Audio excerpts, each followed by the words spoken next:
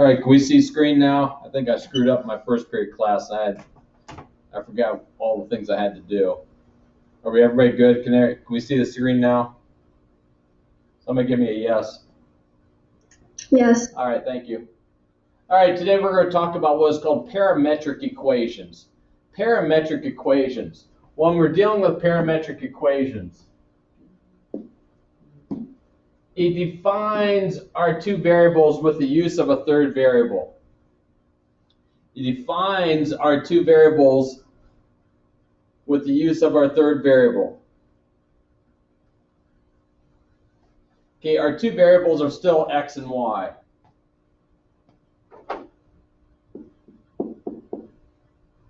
We're still dealing with our x and our y.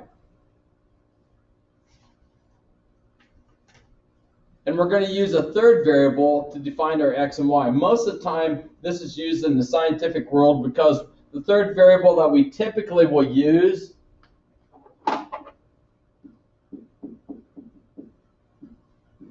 is time. Our value of t, time.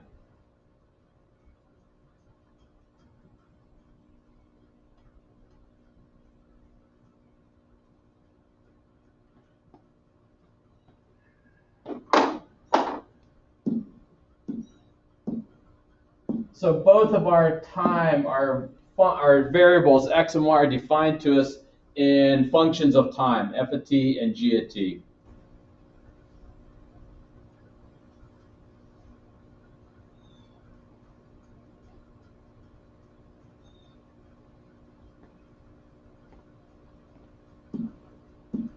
Where our ordered pair basically turns into f of t comma g of t.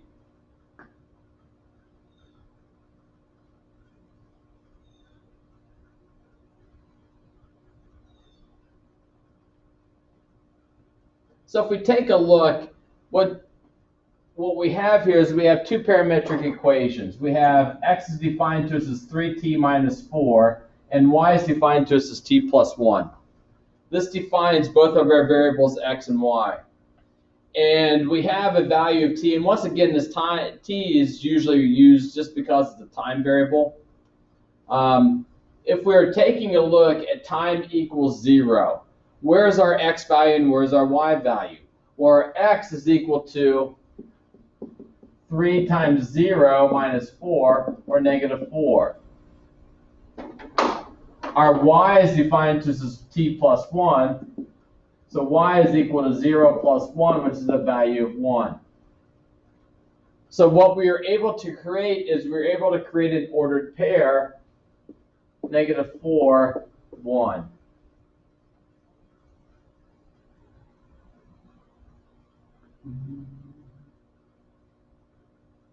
Go ahead and find your ordered pairs for t equals 1, t equals 5, and t equals 10. What would be your ordered pairs?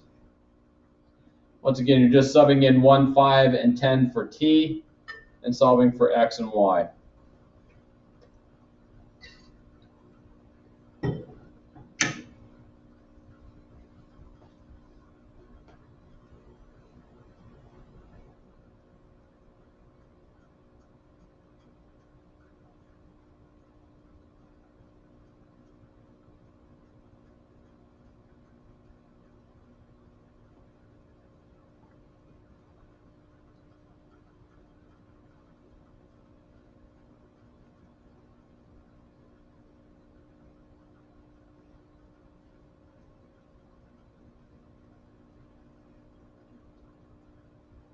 Our other next order pair, Nathan, what do you have when t is equal to 1?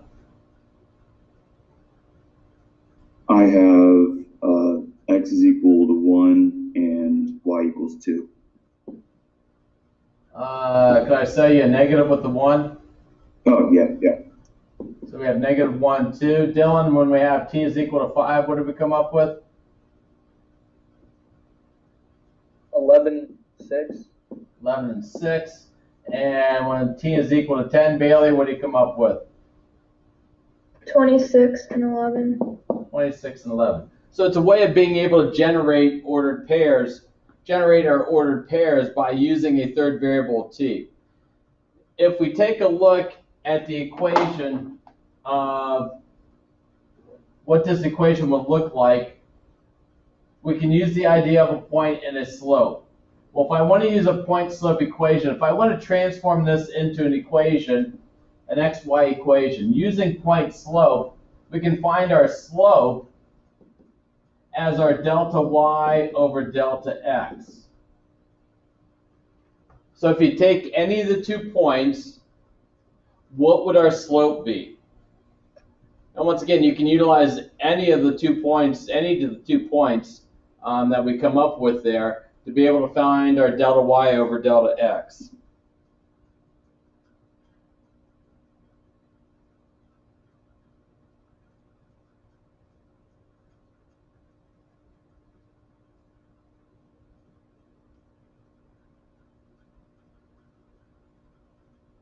Ozzy, what do you come up with? 1/3. 1/3. So our slope is 1/3, and then we can take any of the points that we want here. It does not matter. Any of the points that we want, and we can transform this into using our point slope. X minus x1 is equal to y minus y1. Subbing it in our slope and any of the points that we want, we can transform this into an xy equation.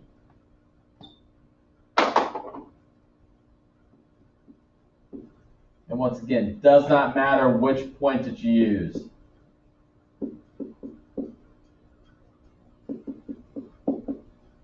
I use the order pair -1, 2, but if I use -4, 1, does not matter. 11, 6, or 26, 11, should not matter. I should be able to come down to my equation. Go ahead and solve for an equation.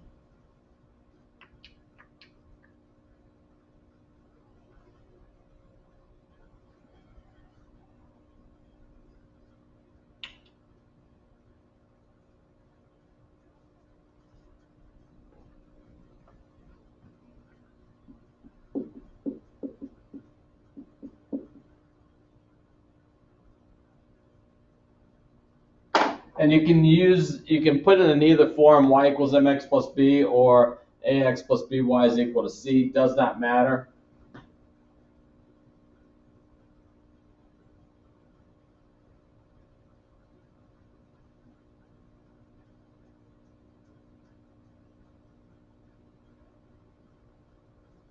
Carmela, what do you come up with?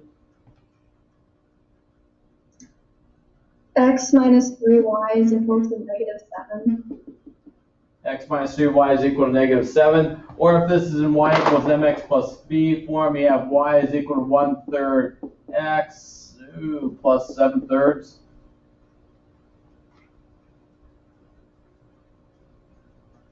And once again, I would accept either or. The other way of being able to do this is take one of the equations, and solve for y or solve for t. So we have x is equal to 3t minus 4, and y is equal to t plus 1. And it'd probably be easier to look at the second one. If y is equal to t plus 1, I can subtract 1 from both sides and say t is equal to y minus 1.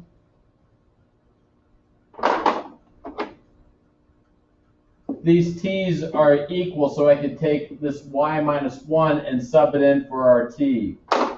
So we have x is equal to 3 y minus 1 minus 4. Distributing it out, we have x is equal to 3y minus 3 minus 4.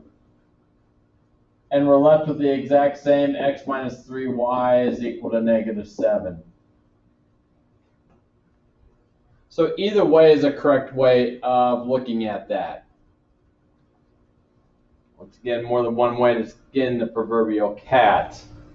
Find the parametric equation for a line. Parametric equation for a line traveling through 3, 6 with a t value at 0.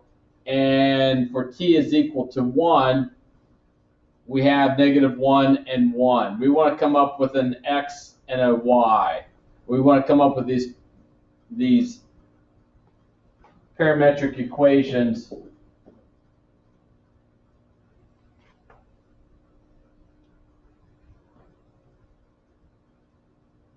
So what we know at a t-value of 0,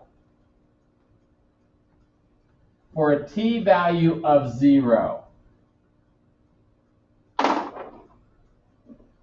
we have x is equal to 3 and y is equal to 6.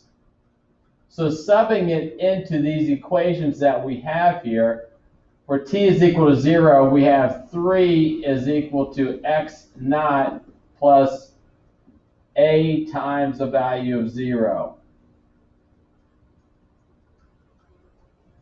So we're left with x naught is equal to a value of 3. And likewise, we have 6 is equal to y naught plus b times 0. So we have y naught is equal to a value of 6.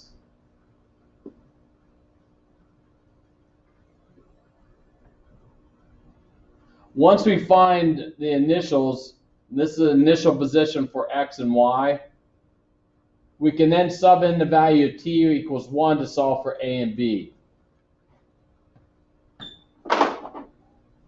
So what we have right now is we have x is equal to 3 plus a times t, and y is equal to 6 plus b times t. Subbing in a value of t equals 1, a t-value of 1, we can solve for our a value and our b value. So go ahead, when t is equal to 1,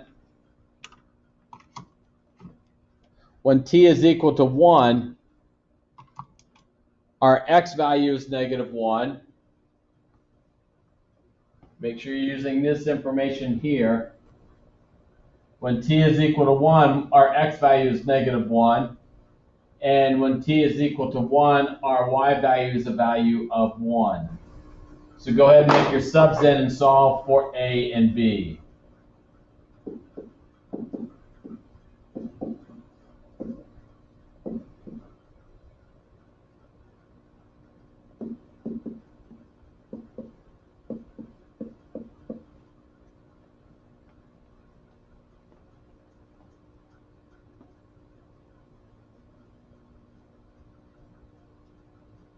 This is just a way of being able to take ordered pairs from parametric equations and take it back into the two parametric equations. So we're able to go both ways in regards to going parametric equation into xy and then xy back into parametric.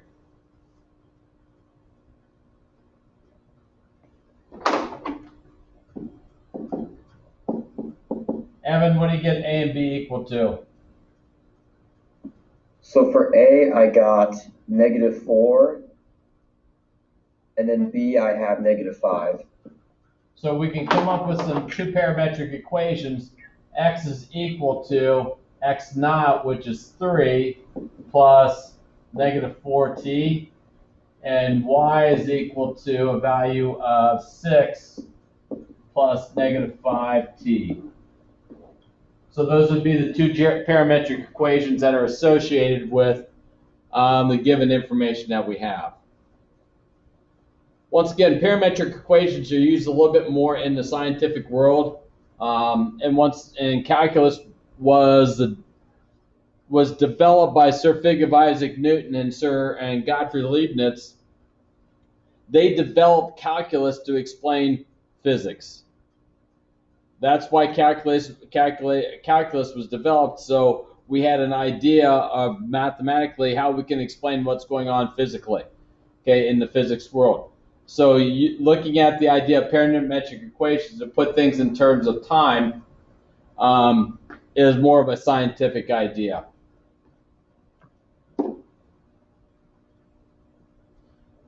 Well, if I have derivatives, how to calculate derivatives dy dx from our parametric equations?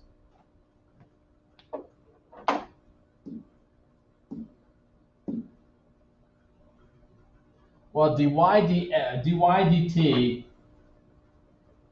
can be defined as dy dx times dx over dt. Now, if you think about this just as a two fractions. We have two fractions that are being multiplied together. We have dy dx and then dx dt. The dx's would cancel out. So we would have dy dt is equal to dy dt.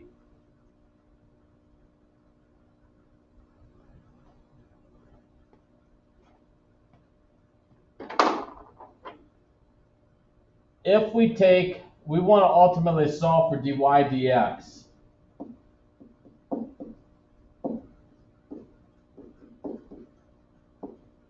If we divide both sides by dx dt, what we are left with is dy dx is equal to dy dt over dx dt.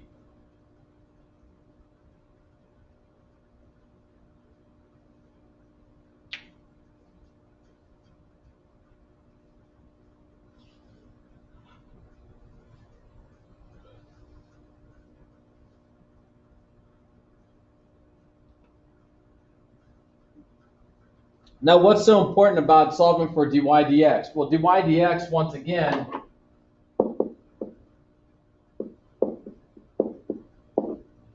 is slopes of tangent lines.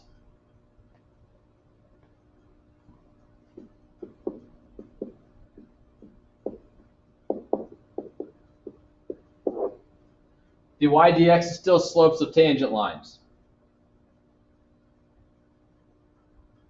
So if we had parametric equations, we want to be able to determine the slope of a tangent line looking at parametric equations. Now, I know we developed or we came up with 2 points in our first initial problem and was able to find our slope, but sometimes that's not going to be as easy. So if we take a look at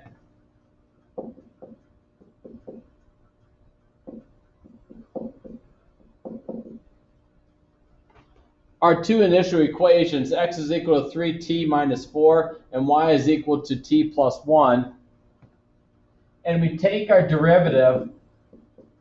Now we're taking the derivative with respect to t here.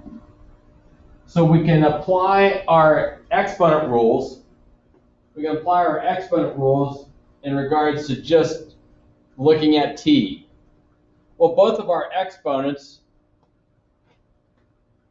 are values of 1. So if I take my derivative of 3t minus 4 with respect to t, we just come down to a value of 3. And if I look at y equals t plus 1, take my derivative with respect to t there, I get a value of 1 then. Subtract 1, exponent goes out front, subtract 1, I get a value of 1. Looking at our definition from up atop, we have dy dx is equal to dy dt over dx dt. Dy dt is a value of 1, dx dt is a value of 3. And that would be the slope of our tangent line. Now if we take a look at what we did on the front side when we pulled out 2 points, we were able also to find our slope as 1/3.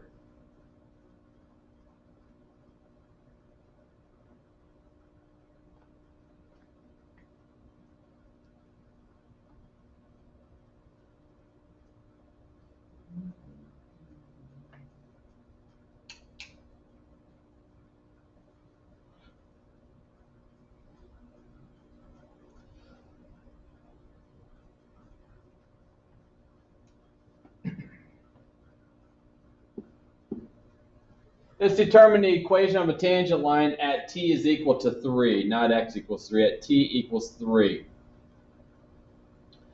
Well, to find the equation of a tangent line, we need to know 2 things. We need to know a point and we need to know the slope.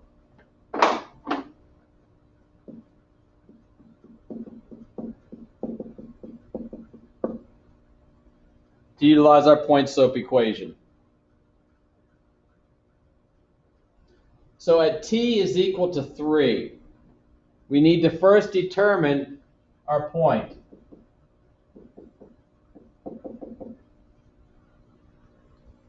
At t is equal to 3, what is our x value? What is our y value?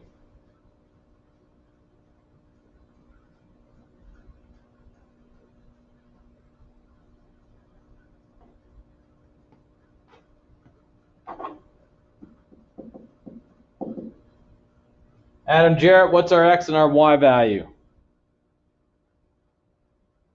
The x is 16 and the y is 10.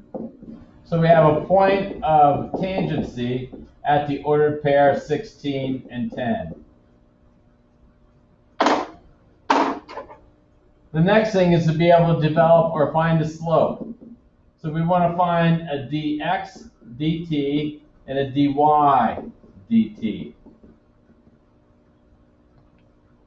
So go ahead and determine what is dx dt and dy dt.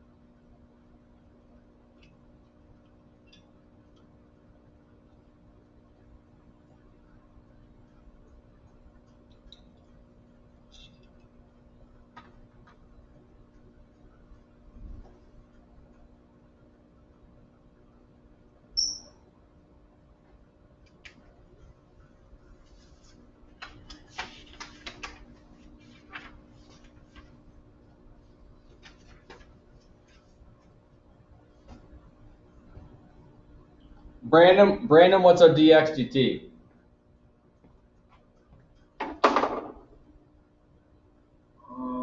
Would it be 9? Just what's in terms of dx dt? What if I just took my derivative? What would I have? I got 2 times t plus 1. All right. And then Yeah, drop our exponent by 1. The derivative inside is a value of 1, so we don't need that there. And dy dt, what's that value? that would just be 3. So if we combine these, dy dx is dy dt over dx dt. Our dy dt is a value of 3. Our dx dt is 2 t plus 1. So to determine our slope at t is equal to 3, we need to sub in the value of 3 for our value of t. So we have 3 over 2, 3 plus 1, which is a value of 4. So we have 3/8 as our slope.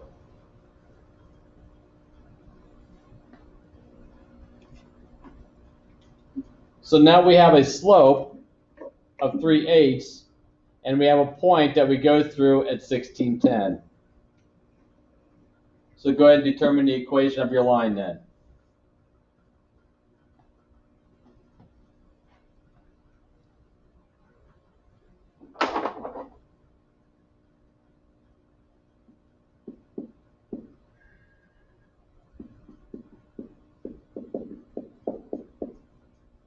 And once again, I would accept solution in y equals mx plus b or ax plus by is equal to c.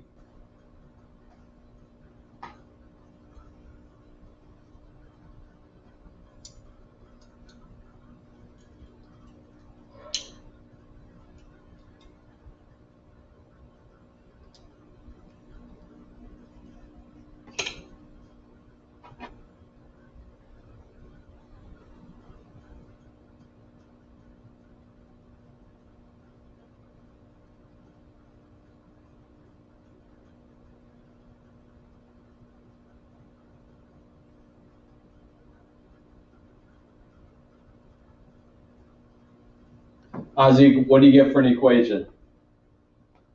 3x minus 8y is equal to negative 32. All right, we good with that?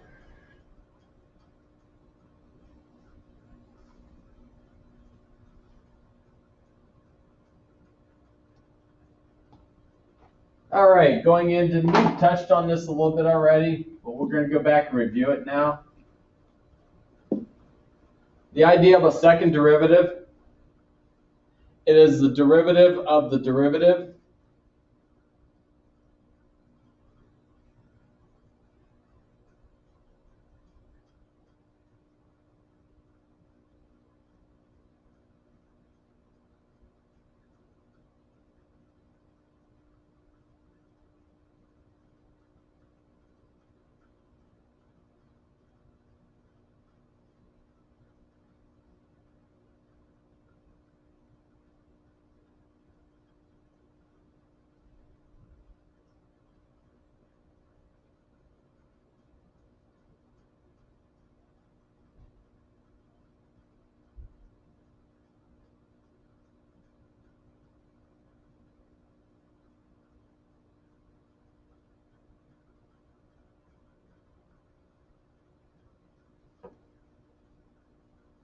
So if we have the equation y equals 3x cubed minus 7x squared plus 6x minus 5, I want to calculate my second derivative. When I calculate our second derivative, we have to first determine the first derivative. So our first derivative would be what, Bailey?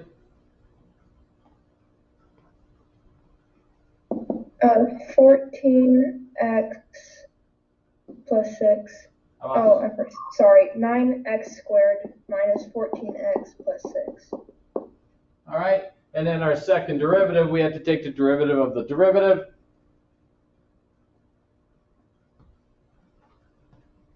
Carmela, what do you come up with? 14x minus 14.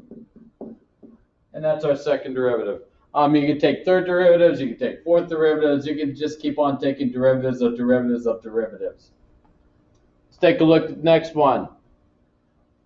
Let's see. We have y equals sine of x squared. Determine the second derivative. So first you need to find our derivative. What is y prime? Well, to calculate y prime, you're going to have to utilize your chain rule. So now we got to kick a few cobwebs out of our brain and remember how to take the derivative using the chain rule.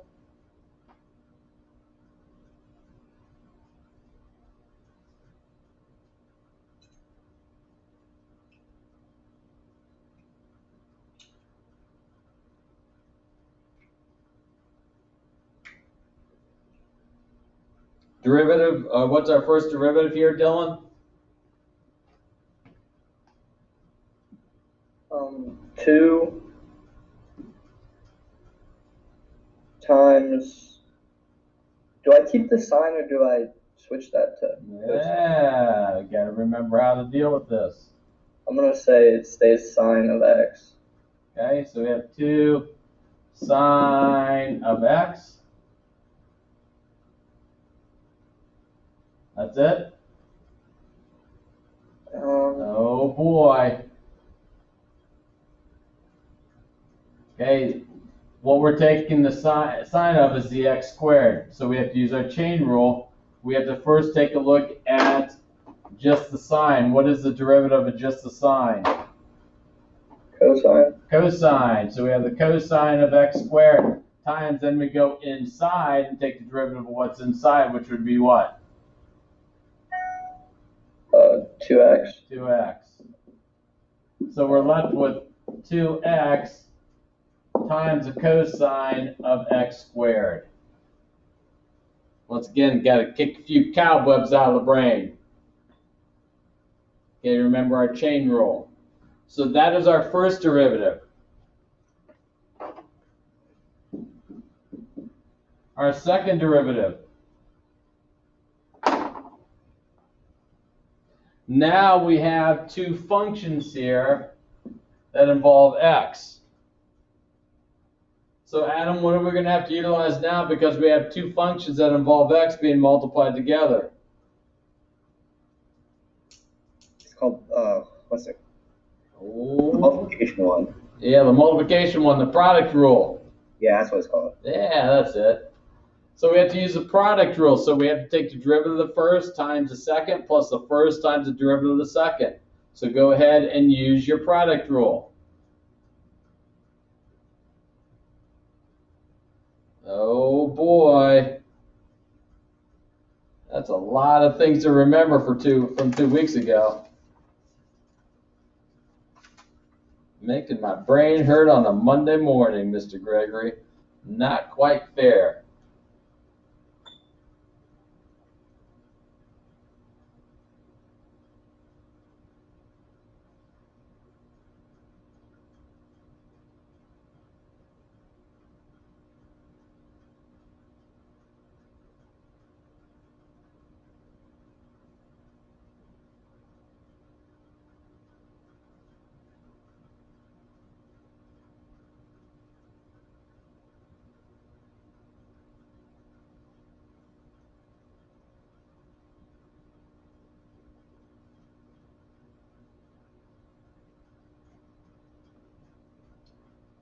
Brandon, what do you have? I have 2 times the cosine of x squared plus 2x times the negative sine of x squared times, would it be 2x then? Yep, be another 2x in there. So combining these all together, we have 2 cosine of x squared.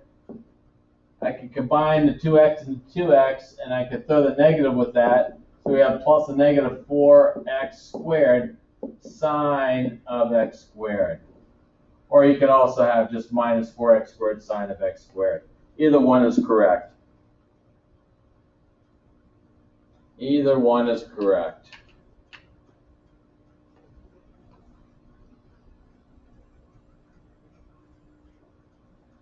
Third derivative is the derivative of the derivative of the derivative. Yeah, I think I got the right number of derivatives there.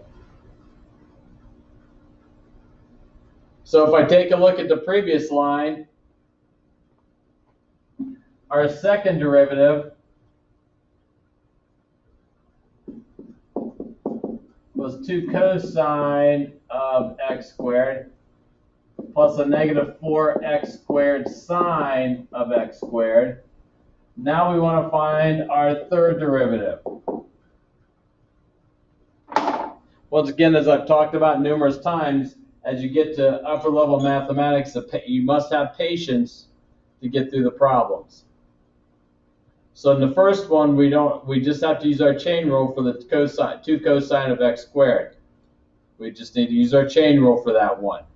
But for the second one, the negative 4x squared sine of x squared, we're going to have to use our product rule.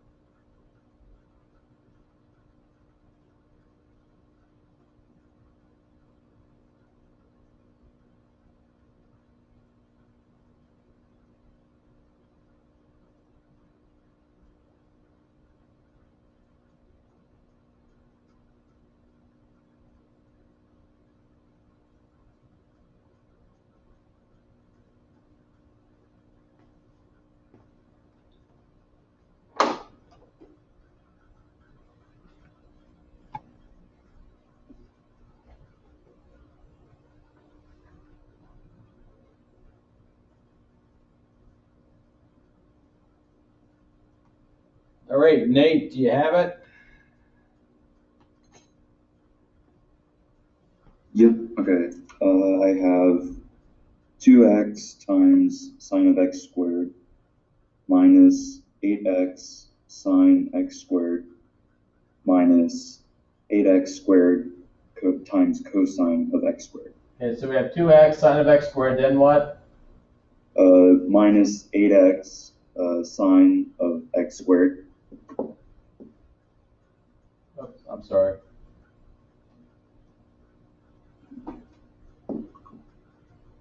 All right. And then minus 8x squared times cosine of x squared. All right, let's take a look here. Take the derivative of this. We have the 2. Then we have the derivative of sine. Cosine is sine. Should we throw a negative in with that? Yeah. Yeah. Need a negative in there, and we have negative. We have 2 times negative sine of x squared times 2x. So this should be a what here? I think you lost it. Should be a negative 2x. Now we have a 2, but then we have to take the derivative of the x squared, which is another 2x. Oh, it should be a 4. And it should be a negative 4x sine of x squared. Okay, then we go to the second one. We get negative 8x sine of x squared. That is correct. And then 8x sine of x squared. Then we go to negative 4x squared times the derivative of sine, which goes back to cosine of x squared, times 2x. That gives me a negative 8x squared cosine of x squared. So there's our third derivative. Once again, patience with the problems that we're dealing with is important. There's no snap your fingers and get an easy first or second or third derivative. You have to continue to work and go through the process of your derivatives. Questions you have?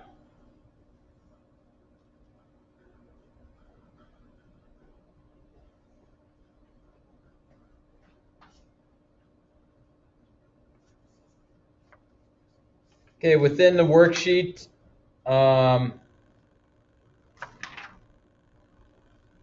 I have posted the worksheet that sort of combines parametrics and second derivatives. It starts out with y equals secant of 2x. Says as asking you to find the second derivative. Then we have y equals 5x cubed minus 11x squared plus 17x minus 9. You want to find your second derivatives with that one, and on the back side is another second derivative. You have to use your implicit differentiation for that. And then I give you some parametrics to be able to determine the derivative and a equation of a tangent line with the parametrics. Questions you have?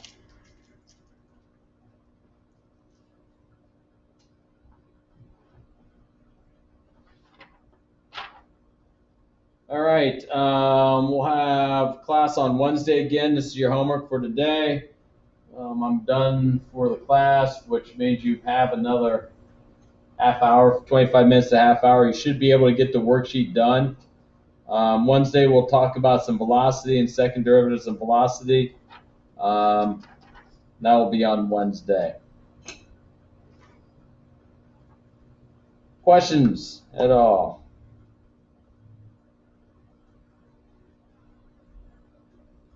Okie doke, QED, I is done. Enjoy the rest of your day. Solutions, once again, are posted for you. Adios. I'm out of here.